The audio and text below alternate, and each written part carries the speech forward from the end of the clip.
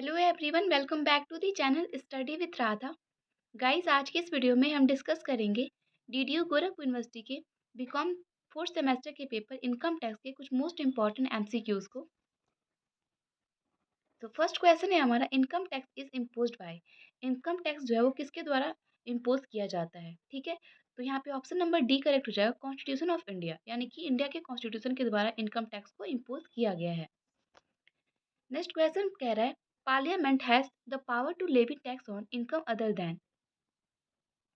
संसद को इसके अलावा अन्य आय पर कर लगाने की शक्ति है।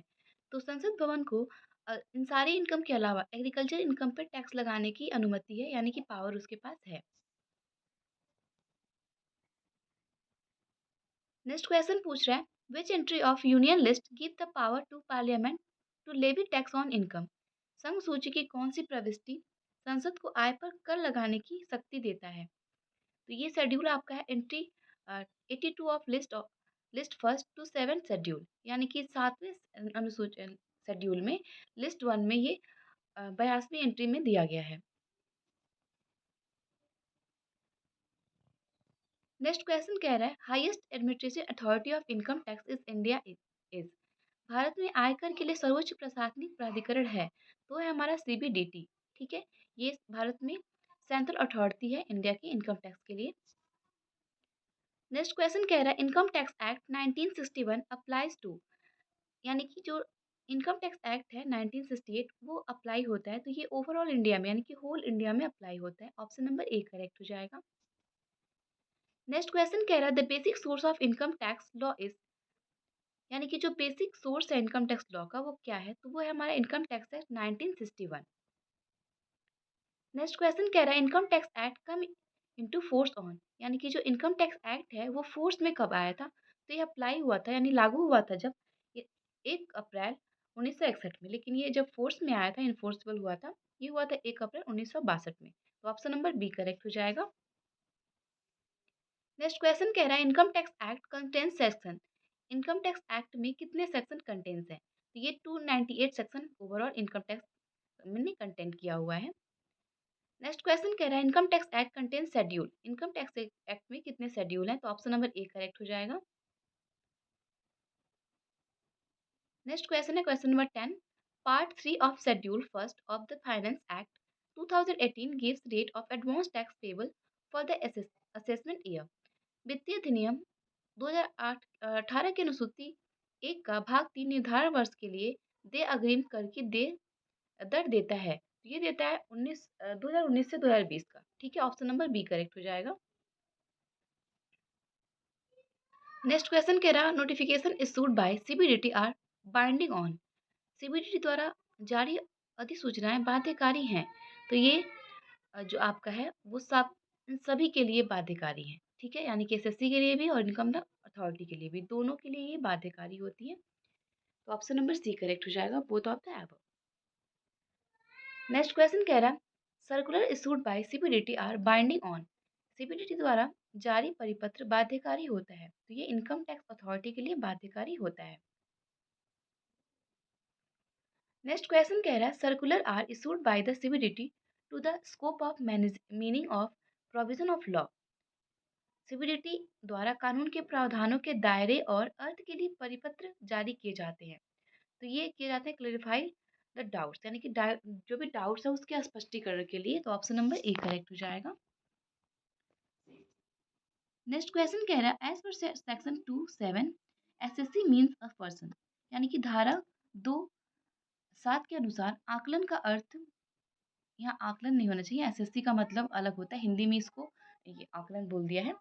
एसएससी का मतलब क्या होता है, तो एसएससी वो व्यक्ति होता है जो टैक्स पे करता है। तो सारे ऑप्शन देख लेते हैं एक बार। फर्स्ट कह रहा है, by whom any tax or other sum of money is payable, यानी कि वो जिसके द्वारा कोई जिस पे कोई टैक्स इम्पोज किया गया या फिर कुछ पैसा उसको पेबल या देने के लिए उत्तरदायी है। दूसरा कह रहा है, against whom proceeding has been taken under the act, यानी वो पर्सन जो एक्ट के अंदर प्रोसीड किया गया है।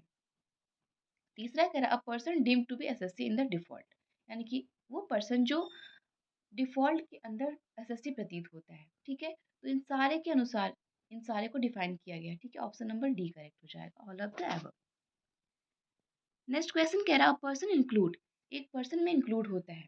तो यहाँ ऑप्शन नंबर ए कह रहा है individual and H U F, दूसरा कह रहा है फर्म एंड कंपनी, तीसरा कह रहा है AOP and BOP L A every AGP. तो ये सारे इंक्लूड होते हैं, ऑप्शन नंबर डी यहाँ करेक्ट हो जाएगा, ऑल ऑफ द एबव।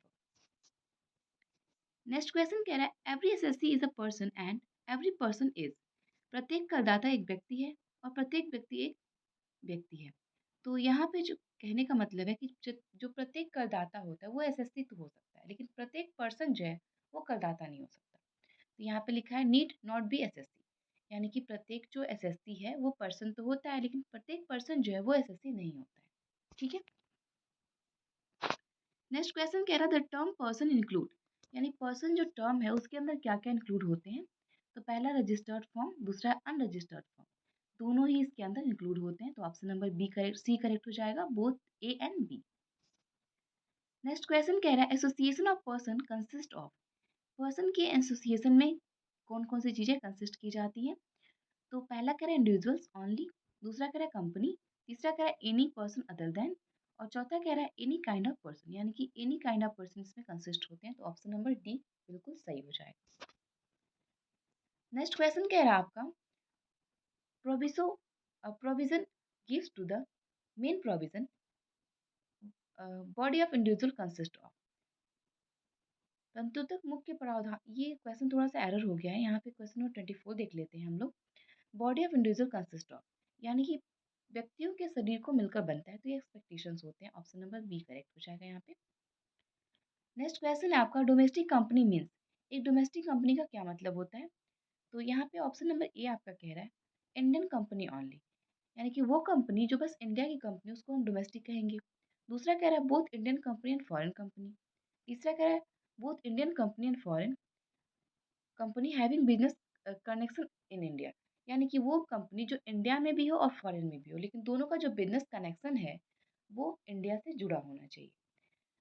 तो यहाँ पे जो डी कह रहा है both Indian company and foreign company which has made the prescribe arrangement for declaration and payment of dividend in the India out of the income chargeable on tax in India.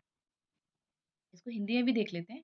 यानी जो option number D है वो कह रहा है भारतीय company और विदेशी कंपनी दोनों ने भारत में कर योग्य आय से भारत के लाभांश की घोषणा और भुगतान की निर्धारित व्यवस्था की है, तो उसको हम मान लेंगे कि वो डोमेस्टिक कंपनी है। ठीक है। नेक्स्ट क्वेश्चन है आपका income include the following types, income में ये सारे टाइप्स इंक्लूड होते हैं, इलीगल लीगल बोथ, तो बोथ होगा यहाँ पे। नेक्स्ट क्वेश्चन है income under section 2 sub section 24 include, तो यहाँ पे ऑप्शन नंबर आपका एक एक करके देखना पड़ेगा। पहला कह रहा है profit of any business carried on by a person, यानी कि बिजनेस का कोई भी प्रॉफिट जो किसी पर्सन के द्वारा कैरी किया जाता है। दूसरा कह रहा है any advance money foreign forfeited in the source of sorry course of. और उसके बाद कह रहा है negotiation the transfer capital asset choose the correct option. तो यहाँ ए भी सही है और बी भी सही है अपनी अपनी जगह पे, तो यहाँ पे ऑप्शन नंबर ए करेक्ट हो जाएगा। First and second both are correct. Next question कह रहा है which of the following income is not include in terms of income, इसमें से कौन सी इनकम है जो इनकम में कंसीडर नहीं की जाती है। पहला कह रहा प्रॉफिट एंड गेन्स, दूसरा कह रहा डिविडेंड, तीसरा कह रहा profit in lieu of salary, तो ये सारे ही प्रॉफिट में कंसीडर किए जाते हैं। चौथा कह रहा reimbursement of the travelling expenses, तो इसको नहीं किया जाता है इनकम में कंसीडर। ऑप्शन नंबर डी आपका बिल्कुल करेक्ट हो जाएगा। नेक्स्ट क्वेश्चन कह रहा है cash gift receive from the non relative is regarded as income but exempt amount is PA, किसी गैर रिश्तेदार से प्राप्त नगद उपहार को आय माना जाता है लेकिन छूट राशि प्रतिवर्ष है, तो ये 50,000, अगर 50,000 तक की गिफ्ट है तो उस पर एजेम्प्ट होगा वो। ठीक है।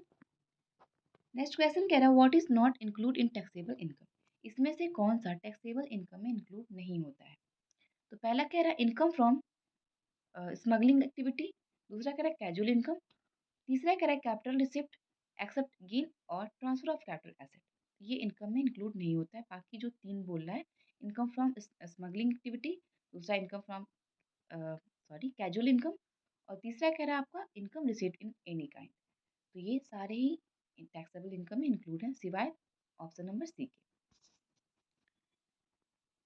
नेक्स्ट क्वेश्चन कह रहा है आपका A and company received ₹2 lakhs as compensation from B and corporation for premature termination of the contract of agency. Amount so received is A and company को ₹2 lakhs एजेंसी के अनुबंध के समय से पहले समाप्त करने के लिए बी एंड कंपनी ने मुआवजे के रूप में दिया था। ये प्राप्त धनराशि है, ये कैपिटल रिसिप्ट है और ये टैक्सेबल भी होगा। ठीक है, तो ऑप्शन नंबर ए करेक्ट हो जाएगा। जो भी अमाउंट रिसीव हो रहा है वो एक तरह का कैपिटल रिसिप्ट है और ये टैक्सेबल भी होगा। नेक्स्ट क्वेश्चन कह रहा है आपका mister P has taken a loan from rupees 5 lakh from the HDFC bank for purchasing a car. His rental income is 50 lakhs per month, out of which rupees 5,000 per month directly goes to the bank and as an installment of loan. Discuss the tax treatment. यानी ये पूछ रहा है question, Shri P ने रुपए का 5 लाख का ऋण लिया कार खरीदने के लिए HDFC बैंक से। उनकी किराए की आय जो है वो 50 लाख रुपए है। 5,000 रुपए सीधे ऋण के किस्त में बैंक के रूप में जाते हैं। तो ये किस तरह की इनकम है और कैसे इस पे टैक्स चार्ज होगा, इस पे चर्चा करना है।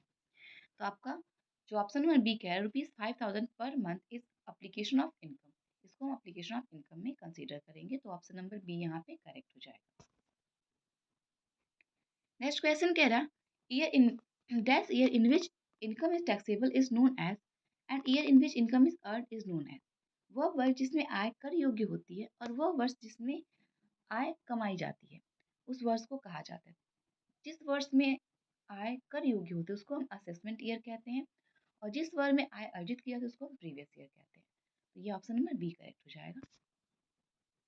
नेक्स्ट क्वेश्चन कह रहा है assessment year is the period of 12 month commencing on first day of. मूल्यांकन एक वर्ष तारीख के रूप में होने वाले 12 महीने की अवधि है। तो ये अप्रैल एवरी ईयर यानी कि हर साल अप्रैल से स्टार्ट होता है। नेक्स्ट एंड लास्ट क्वेश्चन आज का, previous year can be a period of. जो प्रीवियस ईयर है वो कितने का पीरियड होता है? तो ये 12 मंथ से का पीरियड होता है या 12 मंथ से ज़्यादा का पीरियड होता है। सॉरी, लेस देन 12 मंथ और लेस देन 12 मंथ का एक पीरियड होता है। तो ऑप्शन नंबर सी करेक्ट हो जाएगा। तो ये थे हमारे आज के सारे क्वेश्चन। आई होप आपको सारे क्वेश्चन समझ में आए हो। मिलते हैं नेक्स्ट वीडियो में कुछ और इंपॉर्टेंट क्वेश्चन के साथ। Thank you, have a good day.